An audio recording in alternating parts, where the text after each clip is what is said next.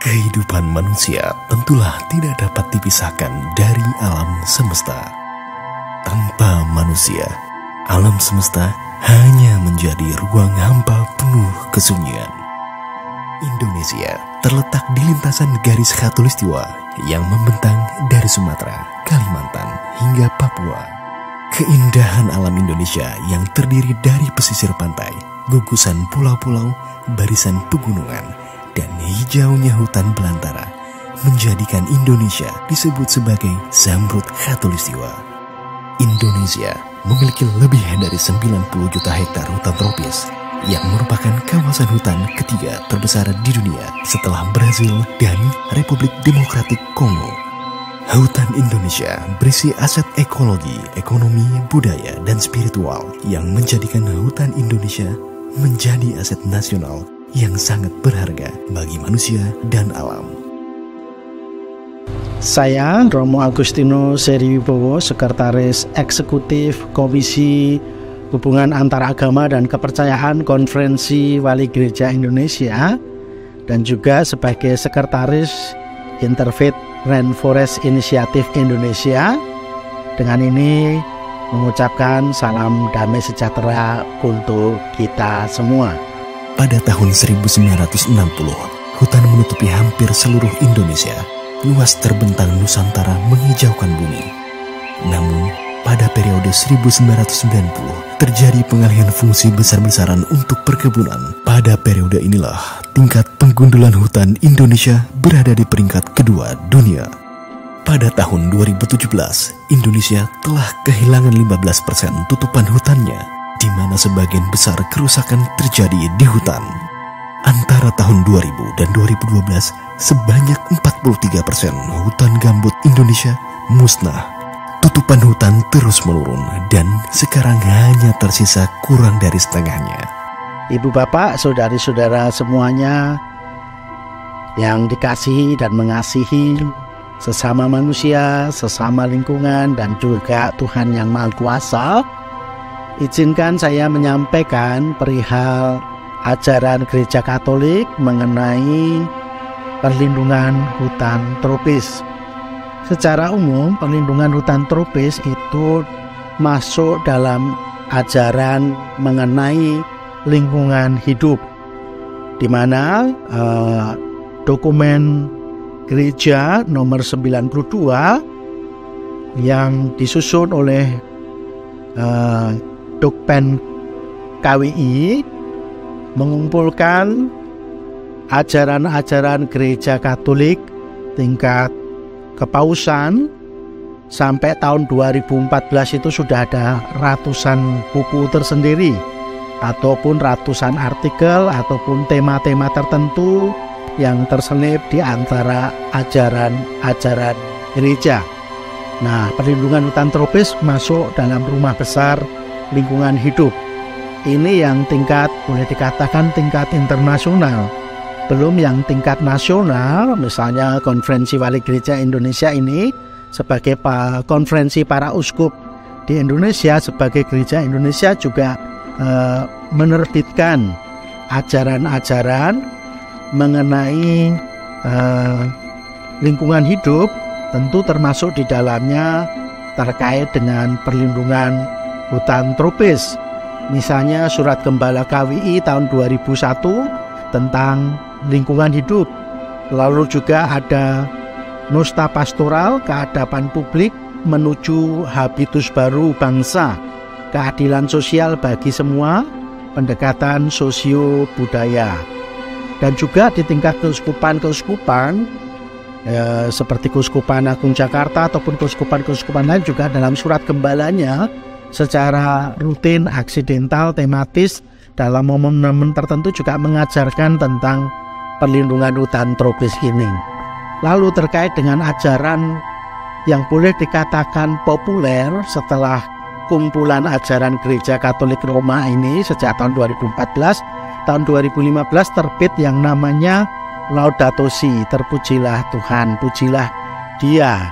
Ini ajaran tentang bumi rumah kita bersama. Nah, tentu hutan tropis adalah bagian dari bumi rumah kita bersama. manusia, makhluk hidup, dan aneka ciptaan lainnya adalah satu kesatuan ekologi dalam rumah bersama, yakni bumi. Maka dalam ajaran Laudato Si itu kurang lebih bolehlah saya ringkaskan inti ajaran yang kira-kira relevan dan baik, dan tentu sesuai dengan maksud acara ataupun edukasi, sosialisasi, dan penguatan gerakan lingkungan hidup ini. Laudato Si, bumi rumah kita bersama, di dalam ajaran itu ada yang namanya ekologi integral, di mana satu kesatuan antara manusia dan ciptaan-ciptaan lainnya dan bumi rumah kita bersama. Yang jelas manusia itu tak terpisahkan dari lingkungannya. Merusak lingkungan berarti merusak dirinya sendiri. Maka ditolak yang namanya antropomorfisme diktatorial.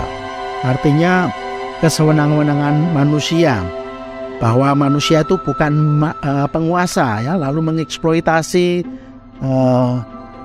saudari-saudara kita, hutan, alam, dan lainnya itu dengan semena-mena, tanpa ada penjagaan, pemeliharaan, pemulihan, dan lain sebagainya. Maka di sini ditegaskan bahwa manusia itu bukan penguasa yang membuat dia menjadi sewenang-wenang, tetapi manusia itu adalah imago Dei. Imago Dei itu adalah gambaran wajah Tuhan. Nah, wajah Tuhan itu adalah wajah yang berbelas kasih. Nah, berbelas kasih itu adalah berbelas kasih kepada semua saudari-saudara kita, manusia, makhluk hidup yang lain, ciptaan bumi tempat berpijak kita itu, menurut Fransiskus Assisi, itu adalah saudari-saudara kita juga. Maka kita menunjukkan wajah cinta kasih kepada segenap makhluk dan kepada segenap ciptaan. Itulah intisari kita sebagai pemelihara, karena yang empunya bumi dalam Mazmur itu jelas Tuhan yang Maha Kuasa.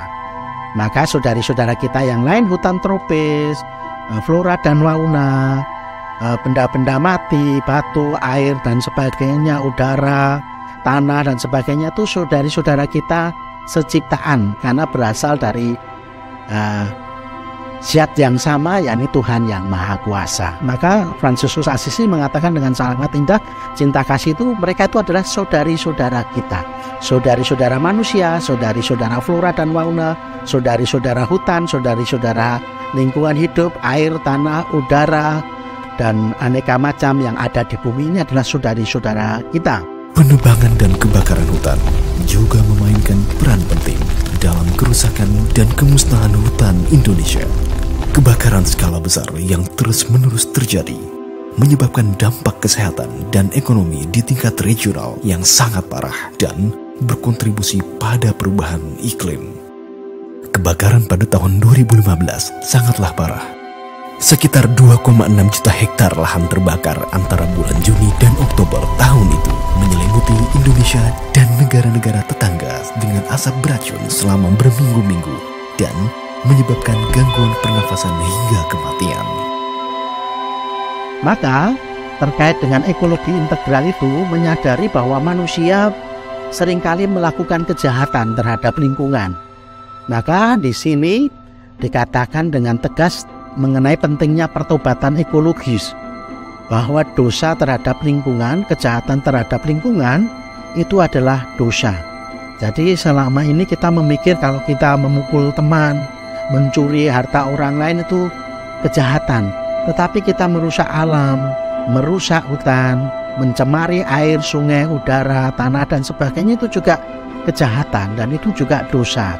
Maka kita mesti bertobat dengan mengasihi mereka, memberi tempat mereka pada tempat yang semestinya untuk keseimbangan kehidupan kita semua.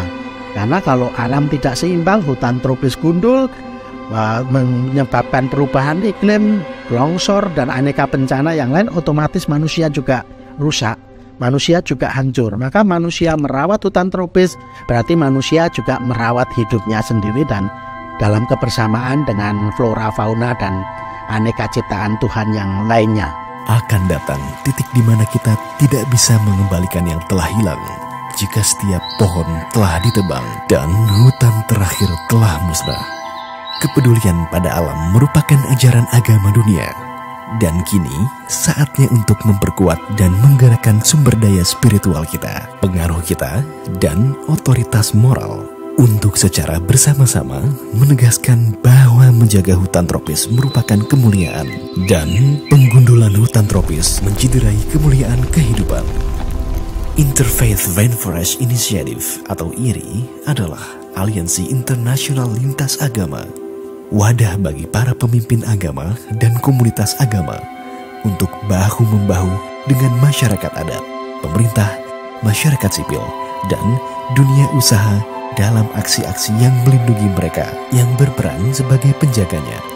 IRI membawa suara moral tentang perlindungan hutan tropis, perubahan iklim, masalah masyarakat adat, dan pembangunan berkelanjutan.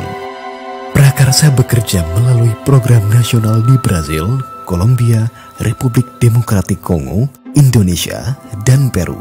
5 negara yang memiliki lebih dari 70% hutan tropis dunia yang tersisa. Terkait dengan gerakan Gereja Katolik terkait dengan cinta hutan tropis, bolehlah saya ambil sedikit contoh dari buku Panduan Manusia, Hutan dan Perubahan Iklim dalam Perspektif Agama Katolik.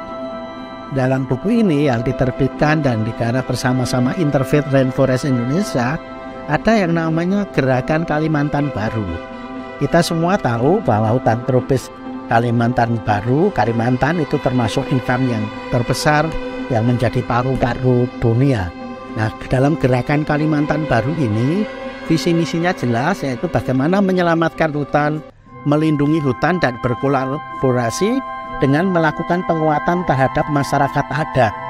Karena masyarakat adat dengan kebijaksanaan lokalnya, local wisdom, itu mereka tahu dan mengerti hutan tropis sebagai bagian dari hidupnya, dan mereka secara konsisten terus-menerus sepanjang hidupnya mencintai, menjaga, dan menghidupi hutan tropis ini seperti layaknya mencintai, menjaga, dan menghidupi dirinya sendiri. Ini hanya salah satu contoh tentang Gerakan Kalimantan Baru terhadap perlindungan hutan tropis. Di tempat-tempat lain, misalnya di daerah Jambi, Sumatera, dan sebagainya, ada gerakan dari teman-teman Komisi Lingkungan Hidup dan Komisi Hubungan Antaragama dan Kepercayaan itu dengan menanam atau menghijaukan kembali lahan-lahan gundul dengan reboisasi. Terus ada gerakan yang kalau menemukan makan durian, makan sawo, makan buah-buahan, rambutan, dan sebagainya, biji-bijinya dikumpulkan, tidak dibuang ke tempat sampah. Lalu ketika dalam perjalanan melihat lahan-lahan kosong yang tidak melanggar aturan yang berlaku, kita menebarkan biji-biji itu sehingga ketika musim hujan mereka tumbuh dan lahan yang gersang, tandus gundul itu menjadi hijau kembali, dan keseimbangan ekosistem, keseimbangan iklim, keseimbangan lingkungan hidup dapat paling tidak terpelihara kembali. Ini ya contoh-contoh kecil. Lalu di daerah-daerah pinggir pantai di mana terjadi abrasi, wilayah daratan semakin terkikis oleh arus pasang laut dan sebagainya, sehingga penduduk terpaksa mengungsi. Misalnya di daerah dekat pantai, daerah saya tidak perlu sebutkan ya, tetapi kita melakukan gerakan penanaman mangrove. Lalu setahun kemudian kita tengok kembali, memang dari misalnya 5.000, 1.000 mangrove yang kita tanam, ketika kita tengok 1 tahun kemudian tinggal 100 biji dan sebagainya. Ya, karena memang tidak mudah memelihara lingkungan hidup, dibutuhkan ketekunan dan kesetiaan. Tidak sekali nanam terus sudah selesai tugas saya, sudah hebat saya, ditinggal pergi. Nggak ditengok lagi apakah tanamannya hidup, nggak ditengok lagi seperti kita menengok saudara-saudara kita apakah dia sehat atau dia sakit. Nah, itu contoh-contoh gerakan cinta lingkungan hidup oleh Gereja Roma Katolik yang selama ini kita lakukan. Itu contoh-contoh kecil, karena banyak sekali hal-hal yang tidak bisa saya sebut satu persatu sebagai gereja Indonesia ataupun gereja keuskupan terkait dengan gerakan lingkungan hidup ini. Bagi banyak orang, nilai dan etika ini sebagian besar akan diilhami oleh iman mereka. Terlepas dari keragaman agama dan kepercayaan yang besar, hampir seluruhnya memiliki etika yang sama, berdasarkan keharmonisan dengan alam dan kewajiban melestarikannya untuk generasi mendatang. IRI membawa suara moral tentang perlindungan hutan tropis, perubahan iklim, masalah masyarakat adat, dan pembangunan berkelanjutan. Saudari-saudara sebangsa dan setanah air, dan saudari-saudara sekemanusiaan, dan saudari-saudara seciptaan, marilah kita berkontribusi dalam menjaga, merawat, dan melindungi hutan tropis dengan menjadikan hutan tropis itu bagian dari saudari-saudara kita yang patut didukung dan dicintai. Caranya dengan tidak merusak hutan tropis, tidak mengeksploitasi, tidak menyalahgunakan hutan tropis dengan kepentingan-kepentingan lain, entah kepentingan bisnis, entah kepentingan ekonomi yang sifatnya temporatif, aksidental, dan akhirnya meninggalkan kerusakan yang sulit diperbaiki. Marilah berikan porsi, ruang, waktu, dan tempatnya hutan tropis sebagai bagian dari kehidupan kita, sebagai keseimbangan kita merawat bumi rumah kita bersama. Karena hutan tropis adalah paru-paru dunia, memberikan udara yang bersih dan sehat untuk kehidupan kita semua. Kalau hutan tropis semakin sedikit, maka boleh dikatakan udara yang bersih, udara yang sehat juga semakin sedikit. Artinya kehidupan manusia, flora, fauna, dan aneka ciptaan yang lainnya juga terancam.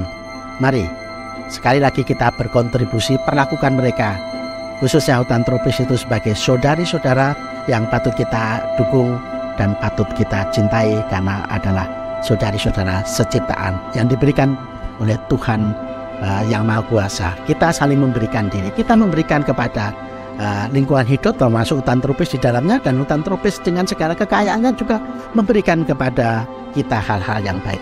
Kita saling menghidupi, kita hidup bersama, damai berdampingan dalam bumi rumah kita bersama. Jangan lupa, itu saudari-saudara kita. IRI berdiri dengan tujuan mendidik dan meningkatkan kesadaran tentang krisis penggundulan hutan dan membekali para pimpinan agama dengan pengetahuan, perangkat pendidikan, dan pelatihan yang diperlukan untuk menjadi pendukung efektif bagi perlindungan hutan tropis. Menggerakkan aksi berbasis agama dengan menghubungkan para pemimpin agama dengan mitra dari berbagai sektor untuk meningkatkan dampak secara kolektif dan mempengaruhi kebijakan dan mengadvokasi pemerintah dan perusahaan untuk mengadopsi, memenuhi, dan memperluas komitmen mereka untuk melindungi hutan tropis dan hak-hak masyarakat adat yang berperan sebagai penjaganya. Ibu bapak, saudari-saudara, lintas agama dan kepercayaan kita mungkin berbeda secara ruang-ruang privat, ruang-ruang internal, tetapi ketika kita bergerak keluar, kita mempunyai titik temu yang sama, kemanusiaan dan lingkungan hidup, di mana hutan tropis menjadi titik perwujudan iman kita bersama.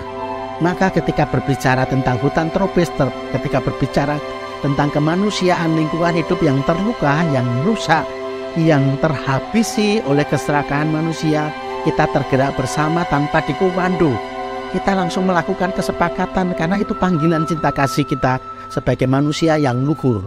Manusia yang luhur adalah manusia yang mengerti bahwa dia diciptakan untuk menjadi kepanjangan tangan kasih Tuhan, merawat bumi rumah kita bersama, menjaga hutan, melindungi dan menggunakannya sebaik mungkin, serta menjaganya dari kerakusan, ketamakan manusia dalam aspek sosial, ekonomis, ataupun bisnis, ataupun kepentingan-kepentingan yang lainnya.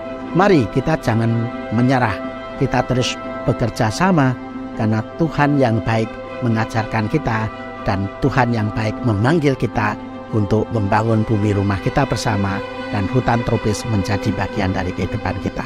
Salam persaudaraan, salam kerukunan, Tuhan memberkati.